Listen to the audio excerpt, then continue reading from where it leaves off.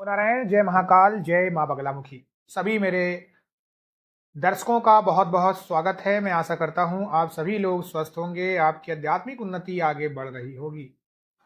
आज के मेरे वीडियो का टॉपिक है कि शरीर में कंपन होना, चक्कर आना, उबासी आना, बेचैनी होना, सिरदर्द होना, ये सब क्या संकेत देते हैं। यदि आप इस चैनल पर पहली बार आए हैं तो इस वीडियो को पसंद आने पर जरूर लाइक करिएगा, बेल नोटिफिकेशन को भी दबाइएगा ताकि नेक्स्ट वीडियो का नोटिफिकेशन आपको जरूर मिले। हमारा जो शरीर है केवल हड्डियों, मांसपेशियों और खून से नहीं बना है। यह एक अत्यंत संवेदनशील प्रणाली है जिसमें शारीरिक, मानसिक, भावनात्मक और आध्यात्मिक स्तर पर कई अनुभव एक साथ चलते हैं। कई बार हमारा शरीर कुछ संकेत देता है जिनमें हम असामान्य समझकर नजरअंदाज कर देते हैं, लेकिन ये संकेत हमें हमारे भीतर या आसपास चल रहे असंतुलन के बारे में बताता है। सबसे पहले शरीर में कंपन होना। शरीर में कंपन यानी हाथ पैर या पूरा शरीर अचानक हिलने लगे तो इसे बहुत हल्के में नहीं लेना चाहिए। इसके कई कारण हो सकते हैं। सबसे पहले शारीरिक कारणों से हम इसे समझते हैं। थकावट, कमजोरी, या तो शुगर आपका लेवल कम है, नसों की कमजोरी है, या कोई न्यूरोलॉजिकल डिसऑर्डर है। पाचन संबंधी आपको गड़बड़ी भी हो सकती है। मैं आज आपके सामने सभी चीजें कहूंगा जो साइंस से रिलेटेड हो, जो अध्यात्म से रिलेटेड हो। अब आते हैं मानसिक कारण। अत्यधिक तनाव, चिंता या डर, अवचेतन मन में दबी हुई कोई स्मृति के कारण भी ऐसा होता है। अब इसे आध्यात्मिक संकेत के रूप में समझते हैं। जब व्यक्ति किसी आध्यात्मिक साधना के संपर्क में आता है तो शरीर कंपन करने लगता है। इसे एनर्जी अवेकनिंग कहते हैं। ठीक है। कई बार पूजा या ध्यान करते समय दिव्य ऊर्जा के संपर्क में आने से भी कंपन होता है। अब नकारात्मक ऊर्जा का भी एक प्रभाव होता है, जैसे तांत्रिक बाधा या बुरी नजर के प्रभाव से भी शरीर में असहज कंपन हो सकता है। चलिए अब दूसरी चीज समझते हैं। चक्कर आना एक बहुत ही सामान्य लक्षण है, लेकिन इसके पीछे कई संभावनाएं छिपी होती हैं। ठीक है। सबसे पहले रक्तचाप, बीपी कम या ज्यादा हो सकता है। कानों में समस्या हो सकती है और शरीर में पानी की कमी भी हो सकती है। अब इसे मानसिक और भावनात्मक संकेत के रूप में समझते हैं। जब व्यक्ति मानसिक रूप से बहुत ज्यादा परेशान होता है तो दिमाग संतुलन खोने लगता है। आत्मबल कम होने पर भी चक्कर आपको आने लगते हैं। अब इसे आध्यात्मिक दृष्टि से समझते हैं। जब कोई व्यक्ति किसी शक्ति क्षेत्र, पावर प्लेस में जाता है, जैसे मंदिर, समाधि स्थल, तो वहां की ऊर्जा का प्रभाव चक्कर के रूप में महसूस हो सकता है। ऊर्जा का आदान प्रदान हो रहा होता है जिससे शरीर प्रतिक्रिया देने लगता है।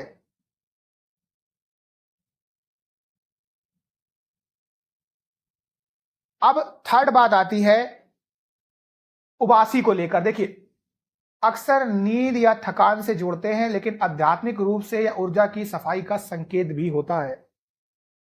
शरीर को ऑक्सीजन की कमी महसूस होना, नींद की कमी या थकान होना, थकान या पूजा करते समय उबासी आना, यह दर्शाता है कि मन शांत हो रहा है और नकारात्मक ऊर्जा निकल रही है।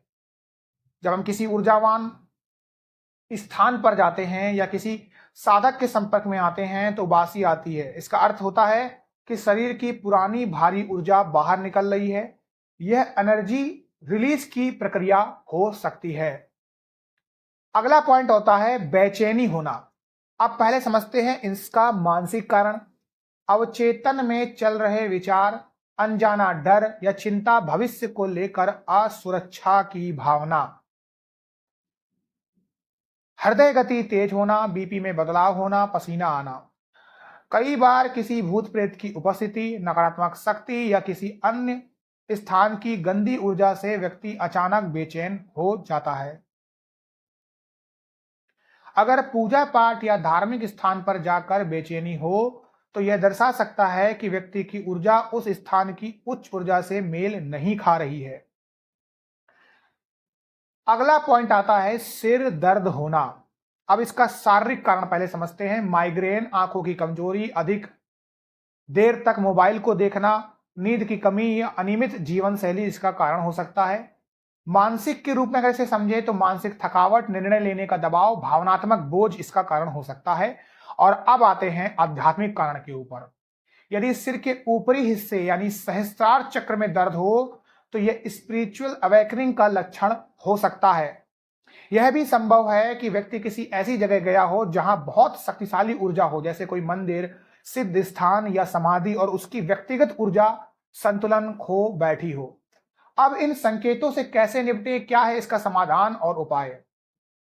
सबसे पहले जानेंगे शारीरिक उपाय का समाधान। पर्याप्त आप नींद लीजिए, सही खान पान रखिए, योग और प्राणायाम करिए, विशेषकर अनुलोम विलोम और भस्त्रिका, पानी खूब पीजिएगा। अब बात करते हैं मानसिक संतुलन के लिए।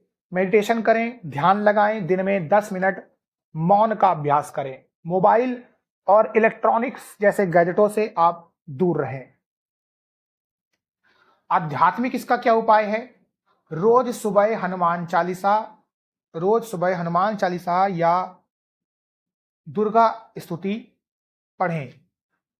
गंगा जल से घर का शुद्धिकरण करें। पूजा करते समय दीपक और अगरबत्ती अवश्य जलाएं।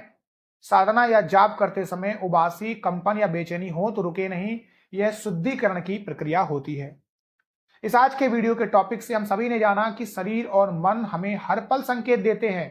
कंपन आता है, चक्कर आता है, उबासी आती है, बेचैनी आती है और सिरदर्द होता है। जैसे सभी लक्षण केवल बीमारी नहीं है बल्कि गहरे संदेश भी हो सकते हैं। ये चेतावनी भी हो सकते हैं या किसी नए आध्यात्मिक अनुभव की शुरुआत भी हो सकती है।